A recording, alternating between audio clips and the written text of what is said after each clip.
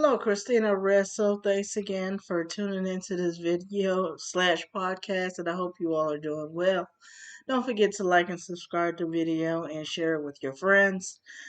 If I didn't mention in my last recent video is that I do intend to go to Salem podcast and um, go back to my original plan as I did here in town in Texas, except I'm going to actually be a little bit broader and nationwide. So thanks for tuning in and thanks for listening.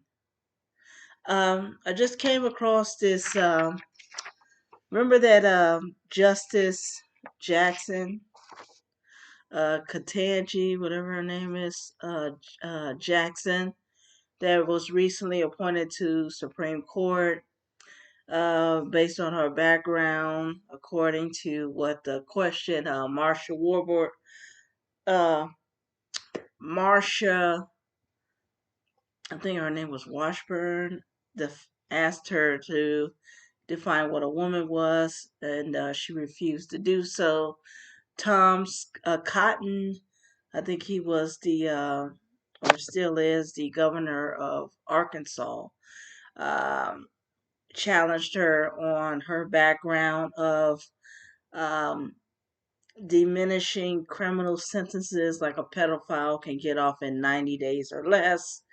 Uh, how much time a criminal should get. Of course, she's against the death penalty. So our commander in chief chose the most liberal and tolerant person that he could find. Okay. So, this is the recent story I got on her. It's ethics complaint against Justice Jackson, and that's being underviewed. Now we know, according to the Supreme Court, our judicial branch, that people who serve on the Supreme Court is supposed to be a lifetime deal. Excuse me. It's been a long day. Excuse me. A long time deal. You're supposed to retire and last the rest of your life in it.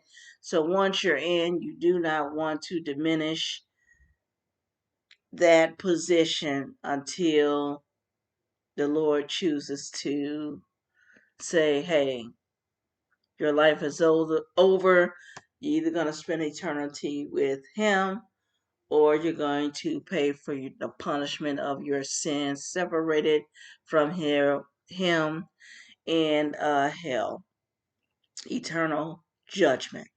So she's crossing a thin line here. I don't know why the vote was with this woman in the first place. Even uh, Governor Kennedy, I think he's the governor of Louisiana or Kentucky. I forget, but there was probably more than 10 red flags about this woman and her ethics.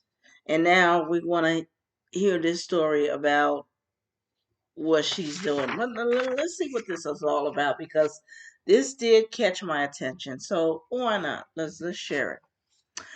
So it states it was a recent, I can't see the date here, but it looks like it was the 16th. Okay. So that was yesterday. So the story reads, a complaint against Supreme Court Justice Ketanji Brown Jackson over her financial disclosures is being reviewed by the Committee on Financial Disclosures in the Judicial Conference, the Washington Examiner reported. The Washington Examiner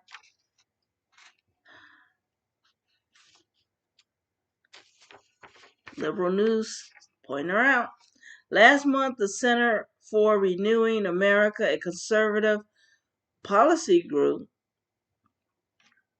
filed an ethics complaint against Jackson with the Judicial Conference, the organization that oversees federal courts, that claims that Justice willfully failed to disclose information about income for her husband's malpractice consulting work. Why are we not surprised at this? I know I'm not.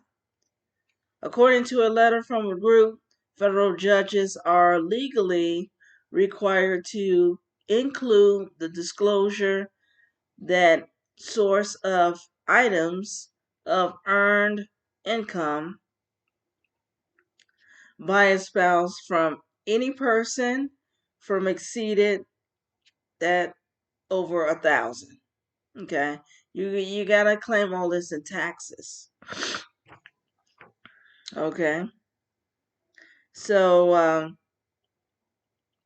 and it's pretty much just saying about the consequences of how long it took for these people. They're supposed to be a conservative group. Conservatives don't have to call her out. They already called her out during her hearing before she was sworn in as a Supreme Court judge in the first place. But due to our wokeism, the people wanted to vote for this woman to come in. It's not about ethics anymore.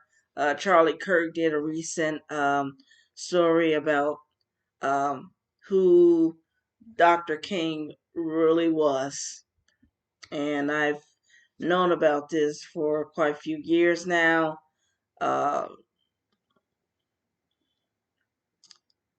I'm not going to go into details about him because, as a fed, I got paid for it, whatever.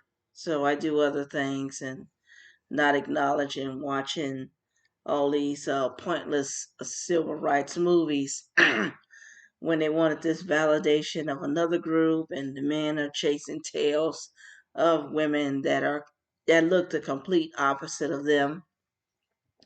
Because I'm bullied to this day by Black Americans. The average Black man and woman, denigrates my looks. So I don't want any part of them. As Candace Owens said, I don't need any Black friends. If I want to talk to a Black person, I can easily call a relative right now and text them, as I do every day. So, no, if I never see as many Black people on the face of this earth again, I will be definitely satisfied with that. I know it's sad, but it is what it is. But as much as I question the Lord about this situation, He put me here for a purpose, and I hope it expands that as I continue to share the truth, whether it's secular, politically, or for the sake of the gospel of Jesus Christ Himself. Christina Red Soul, pray for our nation, pray for our brothers and sisters under the persecuted church. And as I've been closing, the Lord bless you, keep you, and may His light shine upon you. And I'll talk to you as soon as the Lord wills it.